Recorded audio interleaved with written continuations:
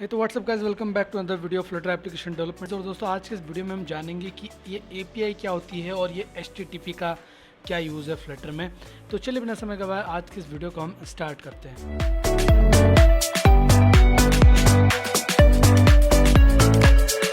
तो दोस्तों, सबसे पहले बात करते हैं कि एपीआई क्या होती है। तो एपीआई का फुल फॉर्म होता है एप्लीकेशन प्रोग्राम इंटरफेस।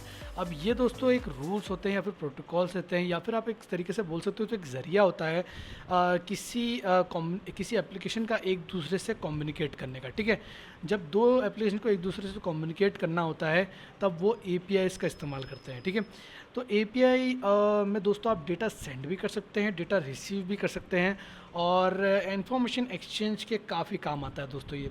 और साथ ही में ये डेवलपर्स को एक मौका देता है जिससे कि आप जो है वो, अगर मान लीजिए एक डेवलपर ने जावा की लैंग्वेज में एप्लीकेशन बनाया है, ठीक है, और एक डेवलपर ने मतलब आप में से किसी ने फ्लटर मैप बनाया है, तो अगर दोनों को कांटेक्ट करना होगा, दोनों को एक दूसरे के एप्लीकेशन में अगर डेटा एक्सचेंज करना होगा तो वो किससे कर सकते हैं? वो एपीआई की मदद से कर सकते हैं।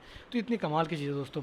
और साथ ही में इससे जो सिस्टम का डेवलपमेंट है वो भी काफ़ी तेज़ होता है, और इससे काफ़ी सारी सर्विसेज भी आपको मिलती है, जैसे कि गूगल, माइक्रोसॉफ्ट, काफ़ी बड़ी बड़ी कंपनियां जो है वो अपनी एपीआई क्रिएट करके रखती है। ठीक है, अपनी एपीआई क्रिएट करके रखती है जिससे कि आप उसको अपने प्रोग्राम में इंटरफेस कर सकते हो, इंटरकनेक्ट कर सकते हो, जिससे कि दोनों एक दूसरे से इंटरकनेक्ट करके और एक बेहतर एक प्लेटफॉर्म क्रिएट कर सकते हैं। जैसे कि गूगल ऑफर करता है मैप्स एपीआई, तो वहाँ से आप क्या कर सकते हो कि वहाँ से अगर आपको मैप का कुछ भी डेटा चाहिए या फिर डेटा सेंड करना है तो वो आप कर सकते हो। जैसे कि याहू आपको प्रोवाइड करता है फाइनेंस की एपीआई, तो फाइनेंस की एपीआई में अगर आपको किसी स्टॉक का प्राइस वाइज चाहिए तो आप उसको एपीआई में डेटा भेज के और उधर से डेटा रिसीव करके और अपने एप्लीकेशन में शो करवा सकते हो। ठीक है, तो फिर आपको बार बार फाइनेंस की एपीआई बनाने की ज़रूरत नहीं है, बार बार आपको मैप्स बनाने का ज़रूरत नहीं है, सब कुछ बना आता है, तो आपको बस सिर्फ इंटीग्रेट करना है। तो उस इंटीग्रेशन के लिए जब दो डिवाइसेस को, क्योंकि देखो यार, गूगल की मैप्स की एपीआई एक ही है, बट एप्लीकेशन किसी में भी बन सकता है,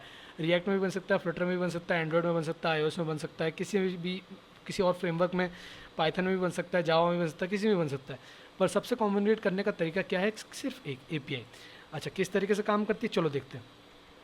मान लो कि आपका एप्लीकेशन कोई चला रहा है, ठीक है, आपका एप्लीकेशन कोई चला रहा है, और आपके एप्लीकेशन में आपने बोला कि भैया चलो मुझे एक काम करो, एक आईडी है 238, इस आईडी के यूज़र की डिटेल दो मुझे।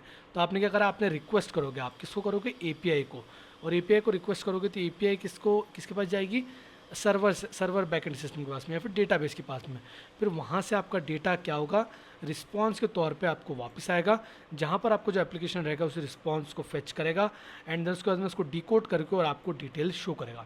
उसी तरीके से जिस तरीके से कभी आप अगर रेस्टोरेंट में जाओ, रेस्टोरेंट में आपको मेन्यू देते हैं वो, ठीक है, मेन्यू में बोलते हैं कि आप ये ऑर्डर कर सकते हो, ये सिर्फ ऑर्डर है।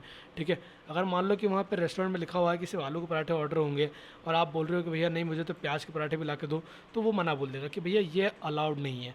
तो उसी तरीके से अगर आप एंड यूज़र ब्राउज़र में भी अगर कोई बंदा बोलता है कि मुझे जो है वो ये 2-3, आप जैसे आपने एपीआई में डिफाइन कर रखा है कि आप डिटेल्स फेच कर सकते हो, डिटेल्स देख सकते हो, बाकी डिटेल्स को मॉडिफाई नहीं कर सकते। पर अगर आप बोलो कि भाई 238 की यूज़र डिटेल का नाम चेंज कर दो, तो एपीआई मना बोल देगी, बोले कि नहीं ये नहीं हो सकता। ठीक है, तो उसी तरीके से जिस तरीके से कस्टमर अगर बोलता है कि भैया मुझे आलू के पराठे चाहिए, और फिर आप ऑर्डर दोगे, मतलब आप रिक्वेस्ट करोगे वेटर को, और फिर वेटर क्या करेगा? वेटर ऑर्डर लेके किसके पास जाएगा? शेफ़ के पास जाएगा, जो कि हमारा बैकएंड का काम करता है। फिर शेफ़ क्या करेगा? शेफ़ जो है वो बना के इसको दे देगा वेटर को, वेटर वहाँ से लाएगा, एंड देन आपको फिर ऑर्डर की डिलीवरी करेगा एज ए रिस्पॉन्स, बोले कि ये लीजिए आपने जो ऑर्डर दिया था उसका ये रहा रिस्पॉन्स, और कस्टमर उसका आनंद उठाएगा।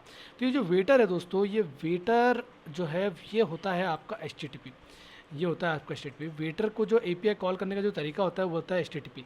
ठीक है, एचटीटीपी की मदद से, मतलब इस वेटर की मदद से जो है वो आप एचटीटीपी की मदद से एपीआई की कॉल्स कर सकते हो, एपीआई जो बनी है उन पर कॉल कर सकते हो, उधर से डेटा फेच और रिसीव कर सकते हो। ठीक है, तो ये एचटीटीपी की हमें यहाँ पर ज़रूरत होती है। तो दोस्तों, उम्मीद है आपको एपीआई और एचटीटीपी का यूजेस समझ में आया होगा। नेक्स्ट वाले वीडियो में हम इसका इम्प्लीमेंटेशन भी देखेंगे।